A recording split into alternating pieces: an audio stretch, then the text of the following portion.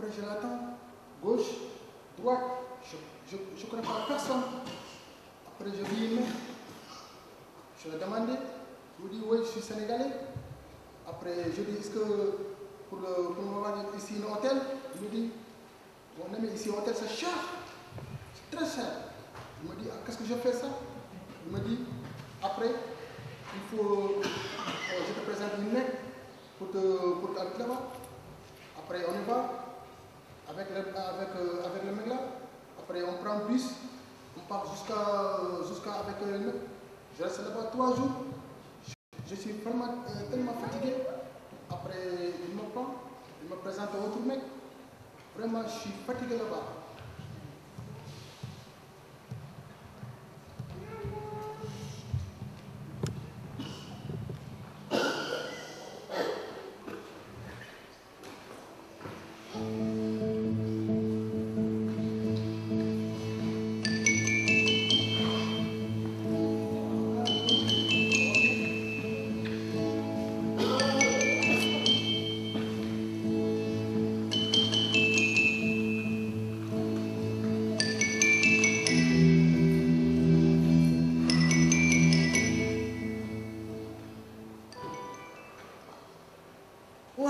Je sors de chez le notaire.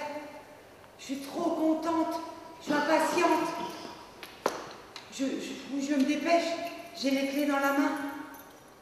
Oh, je vais aller la voir à ma maison. Ouh là là. J'arrive.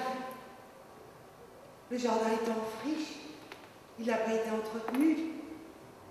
Je sens au travers des herbes hautes l'odeur printanière des pivoines,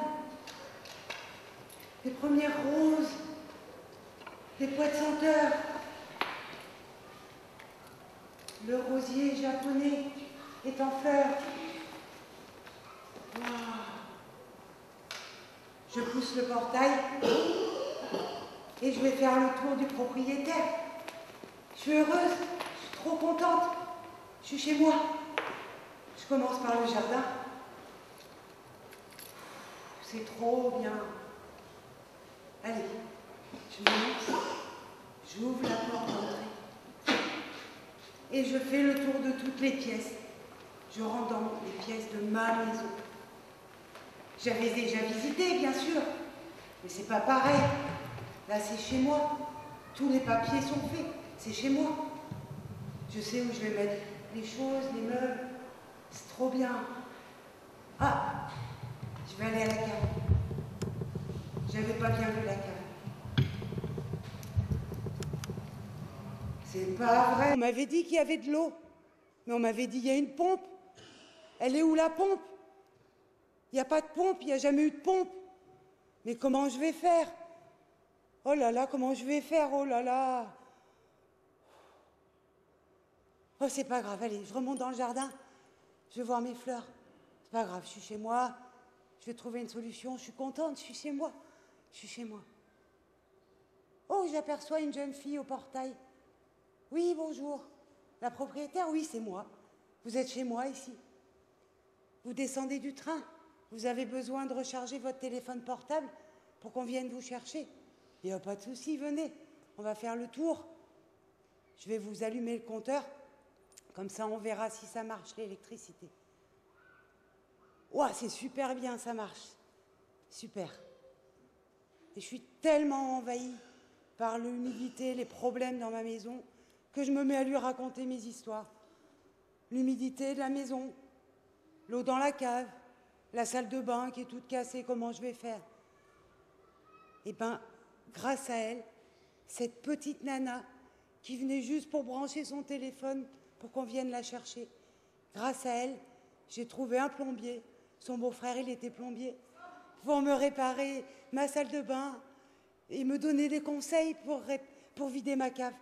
Je suis trop contente. J'ai bien fait de l'acheter, cette maison.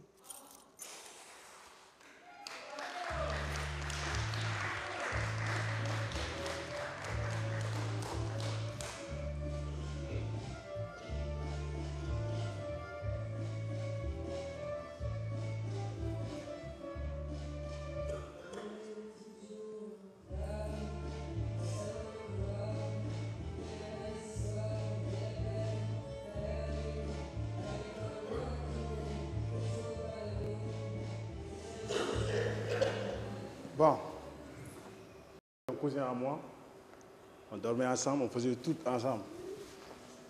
Et après, on est parti même jusqu'on est devenu des jumeaux même. Parce qu'on faisait tout ensemble. On jouait même dans le même groupe. Et le groupe, on jouait la musique ensemble. Un jour, on avait eu un contrat en Italie pour aller jouer.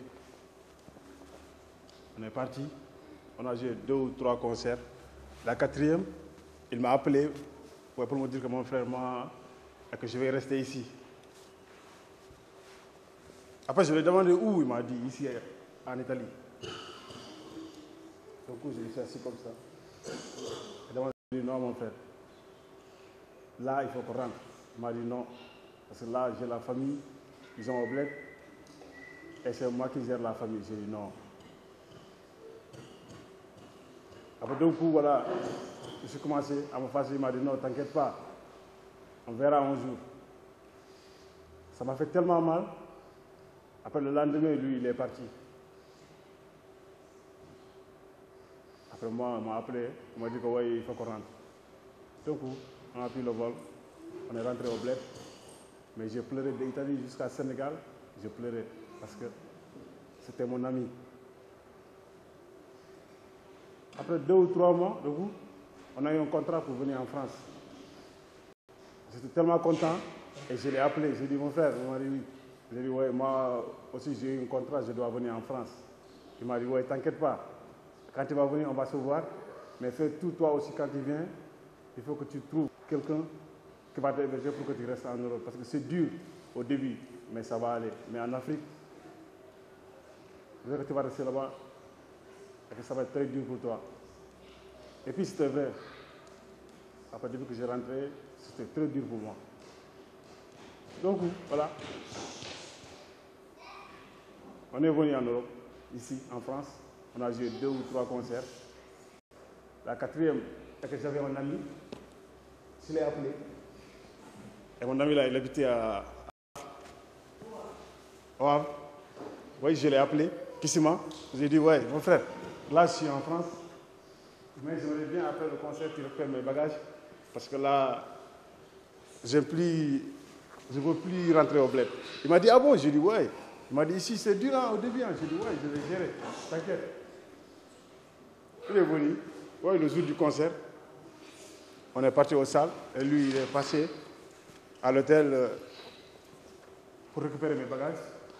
Après le concert, quand j'ai fini, voilà. Après, je l'ai vu, il m'a appelé. Après, j'ai pris mes bagages, je lui ai dit, allons-y. Il m'a dit, non, vas-y, va récupérer ton argent d'abord. J'ai dit, non, je n'ai pas besoin de l'argent. Le cachet, c'est pas grave. Il m'a dit, non, vas-y. Comme ça, tu vas avoir l'argent de poste. J'ai dit, non, je n'ai pas besoin. Là, j'ai des sous avec moi. Il m'a dit, ah bon? J'ai dit, oui. On est parti dans un foyer. J'ai resté là-bas le samedi, dimanche. Et tellement qu'il faisait plein de monde là-bas, je n'arrivais même pas à dormir. J'ai dit, non, moi, je devais rentrer. Il m'a dit, non, au début, c'est comme ça, mais ça va aller. Après le lendemain du lundi, j'ai appelé mon frère. J'ai dit que oui, là, je suis en France, mais je n'arrive pas à trouver quelqu'un qui va me héberger. Il m'a dit, ok, là, moi, je suis en vacances, mais je vais appeler ma femme. Elle va venir te chercher lundi à 16h. Je lui ai dit, ok. En attendant, j'ai appelé mon ami là qui était avec moi. J'ai dit, oui, moi, j'aime bien manger. Il y a un manger qu'on disait ici, et que, ici en France, il y en a, le KFC. J'ai dit, moi, je n'ai jamais mangé ça. Il m'a dit, ah bon? J'ai dit, ouais. Et dès qu'on est parti, il a acheté, j'ai mangé. Et franchement, le jour, j'ai bien aimé. Après, à 15h, j'ai appelé ma belle-sœur. Il m'a dit, ouais, à 16h, on va se voir à la gare Saint-Lazare.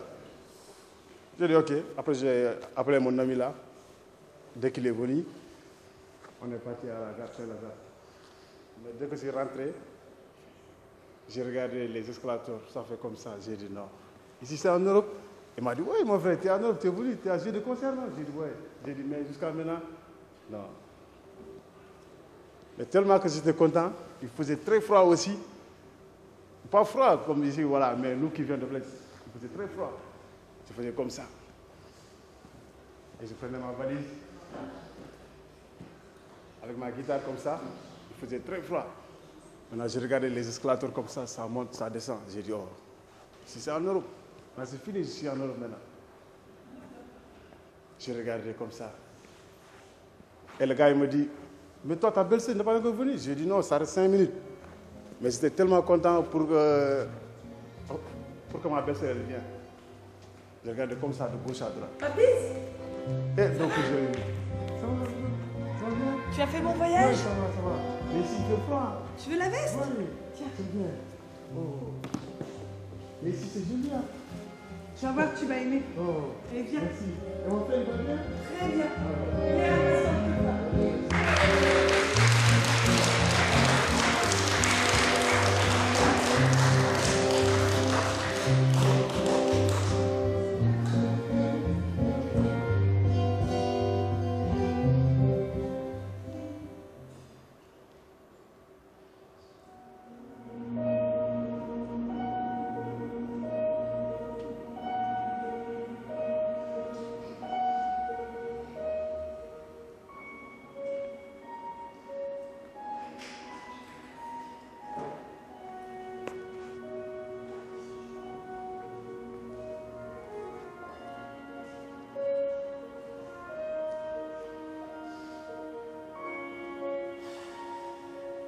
« 5 avril 2004.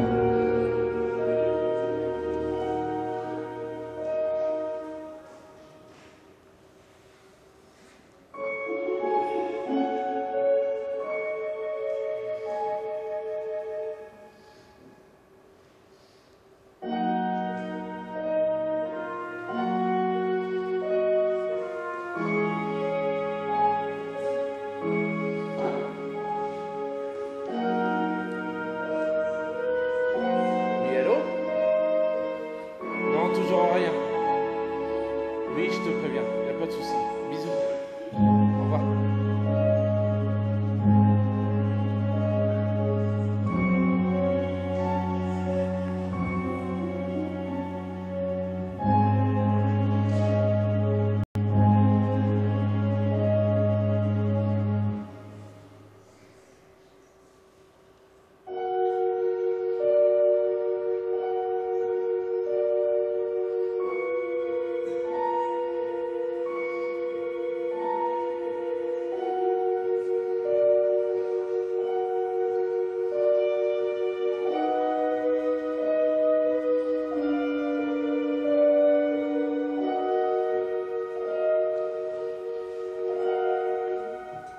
Monsieur Médici, Oui? regardez, elle est magnifique. Et la maman va très très bien.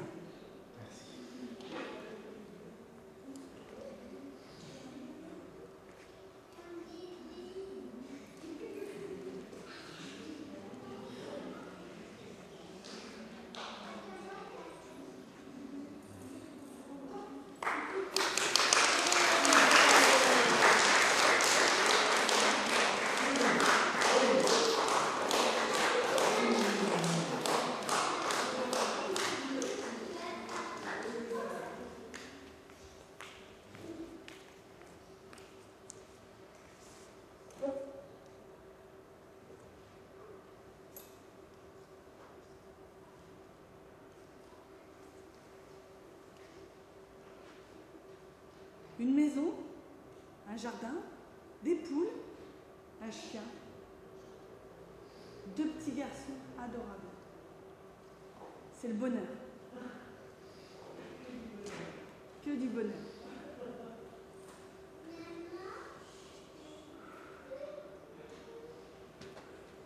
Août 2011, c'est le choc. Il a décidé de partir. Je ne sais pas quoi je vais faire. Je ne sais pas ce que je vais faire.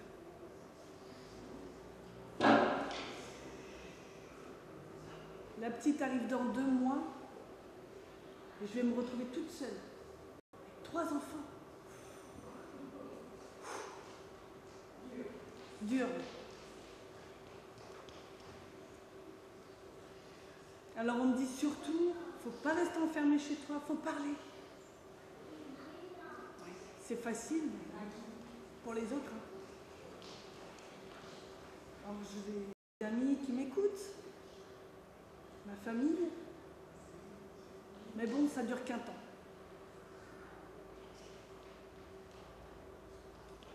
Alors je me dis, j'ai 2 solutions. Soit je continue de pleurer ou soit j'avance. J'ai pas le choix, il faut bien que j'avance. Je peux pas rester comme ça. Alors je fais comme tout le monde et je crée mon profil Facebook. Je me trouve des nouveaux amis. Je revois des amis que j'ai pas vus depuis 20 ans. Je me sens un peu mieux.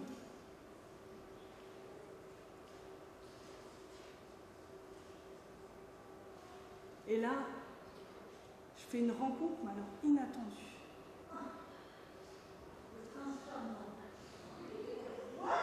C'est vrai. Alors je me sens mieux, on a plein de points communs. Il me redonne le sourire, il me remonte le moral. Lui aussi, il a vécu ça, donc il a les mots qu'il faut pour me rassurer. Mais bon, il habite à 300 km quand même.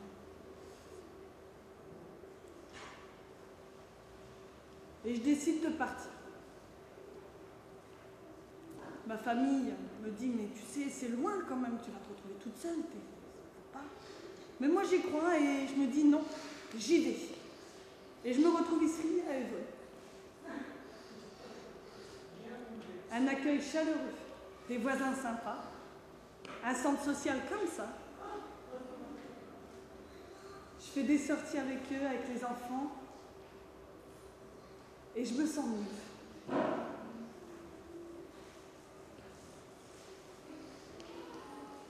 Je me sens entourée, ça va beaucoup mieux.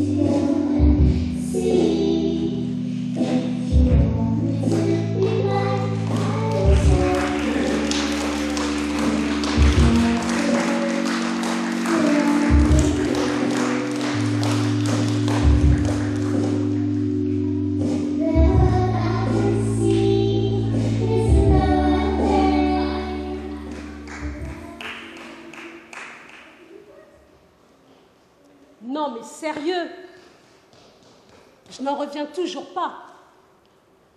Quand je l'ai vu, j'ai halluciné. Le premier jour d'école de mon fils, il pleure, forcément. Il n'a que 2 ans et demi. Déjà qu'il n'a pas fait sa rentrée en même temps que tous les autres.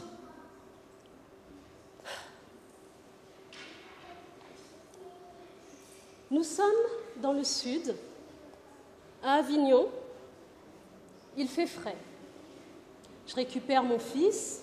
Il ne va pas à la cantine, pas d'école l'après-midi.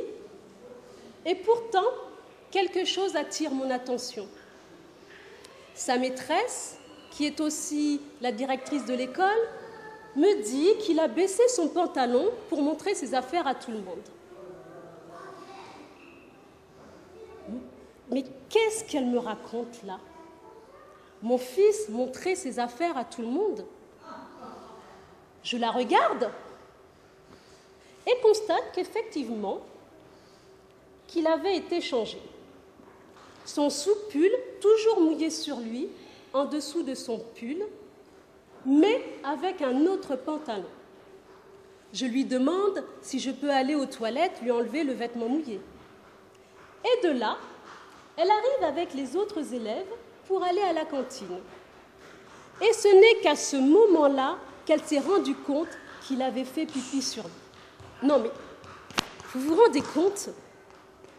Quelques jours plus tard, c'est au tour de la Tsem qui s'est permis de lui tirer les joues en lui criant dessus « T'as compris, t'as compris ?» parce qu'il faisait des bêtises. J'en informe la maîtresse, la directrice, qui, elle, ne trouve pas cela choquant. Par contre, elle ne s'est pas gênée pour appeler l'assistante sociale pour lui dire que mon fils embrassait les enfants et qu'en plus, il y met la langue. Non mais, voyons, ni une ni deux, je m'en vais lui dire que mon fils ne mettra plus les pieds dans son école. Non mais, sérieux là?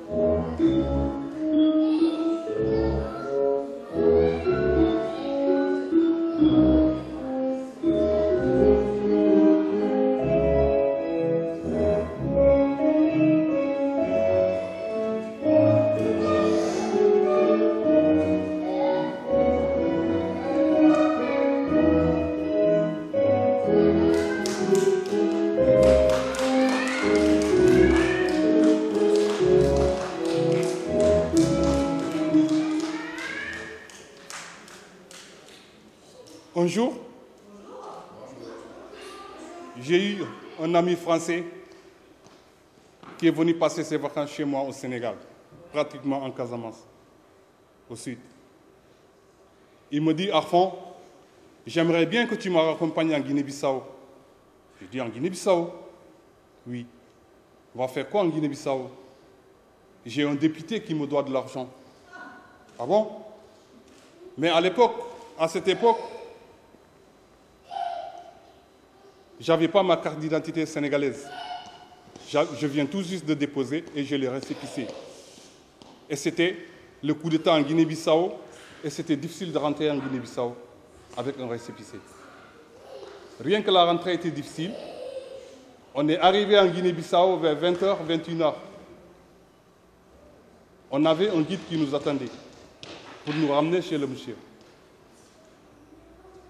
On est parti jusqu'au quartier où habitait le monsieur. Arrivé là-bas, le monsieur était absent avec sa femme. Ils étaient partis manger au restaurant. Comme l'attente était longue, on était assis sur un banc public. Là, je m'ennuyais un peu et le guide me dit, Arfan, tu vois ce bâtiment? Je lui dis oui. Il me dit, c'est la radio Pindikiti qui émettait pendant la guerre.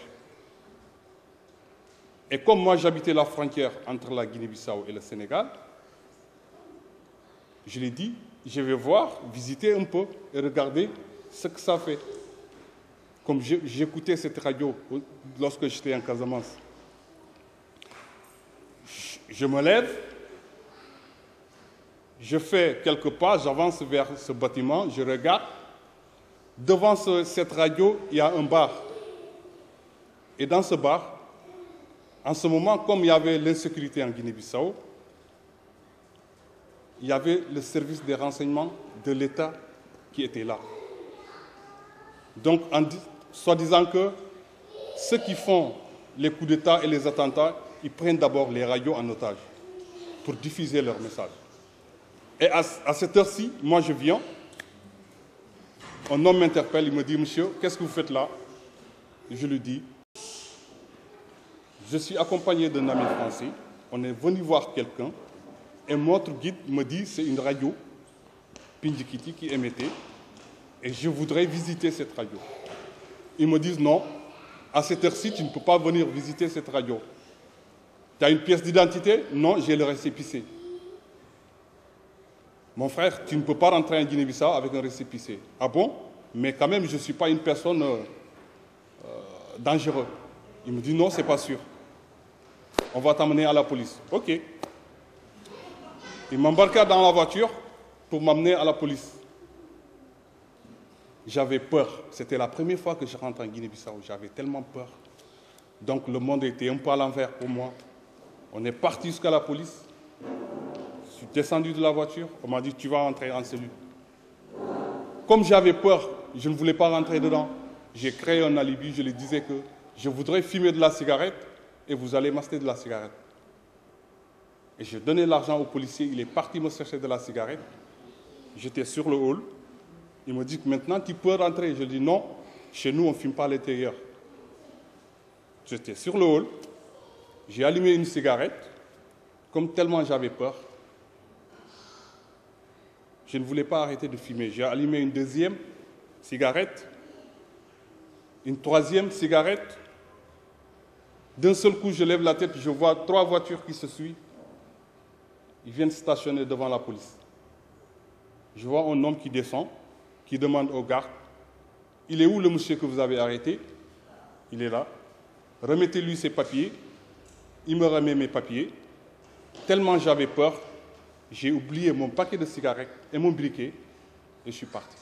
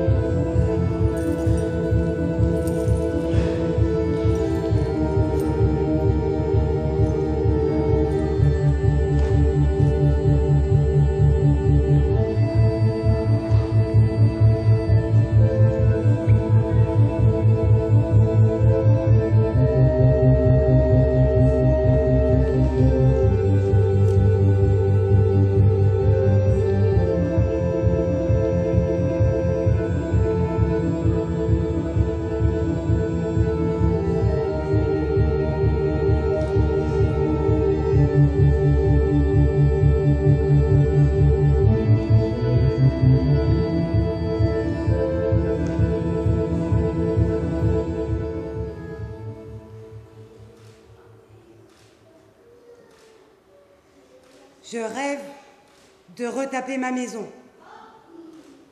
Je rêve d'amener ma mère à la Mecque. Je rêve d'une vie simple. Je rêve d'acheter une voiture. Je rêve de jouer dans un film. Je rêve de ne plus être seule.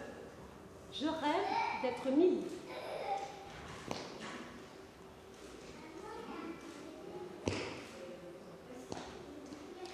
Je ne comprends pas. J'aimerais que l'on m'explique pourquoi entre toi et moi ce n'est pas possible, pas possible. Pourtant quand je regarde au-delà de mon écran, il n'y a que toi et moi. Nous utilisons tous ces réseaux, ce que nous prenons comme un ruisseau qui traverse les océans de la différence pour être ensemble. La différence est une chance, la couleur n'a plus d'importance. Ensemble nous pouvons aller aussi loin que le vent. La différence est une chance, au-delà il y a l'espérance.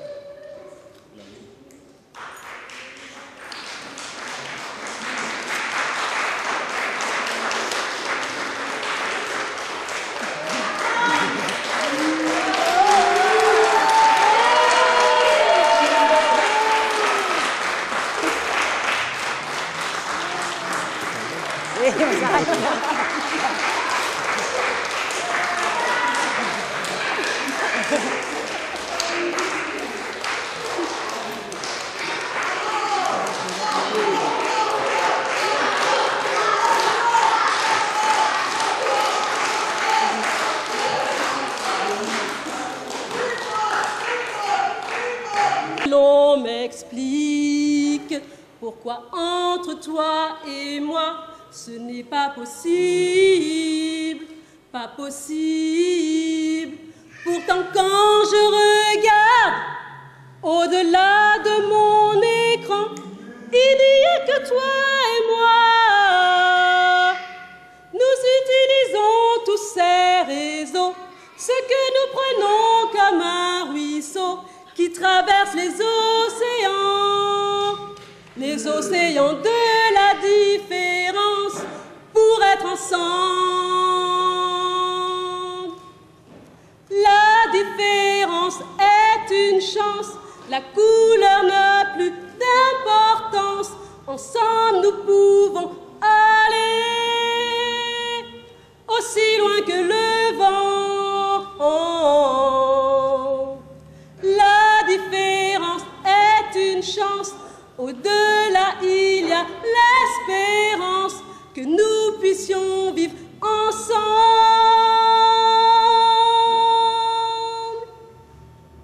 Plus de haine, d'indifférence.